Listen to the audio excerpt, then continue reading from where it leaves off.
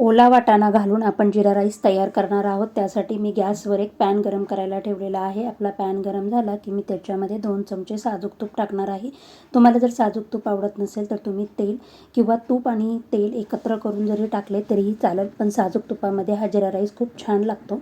आणि आता त्याच्यामध्ये 1.5 चमचा जिरे आणि अर्धा चमचा हिंग टाकून आपण हे जिरे तडतडले की त्यामध्ये स्वच्छ धुवून घेतलेला 1 वाटी इंद्रायणी तांदूळ आणि 1 वाटी ओला वाटाणा टाकून आपण त्यामध्येच 1 वाटीसाठी तांदळासाठी 2 वाटी पाणी टाकून घेतलेले आहे आणि 1 मिनिट हलवून आपण त्यात चवीनुसार मीठ टाकून हे सर्व व्यवस्थित मिक्स करून घेणार आहोत। आणि 15 मिनिटासाठी गॅसची फ्लेम एकदम लोच ठेवून आपण हा राईस शिजवून घेणार आहोत।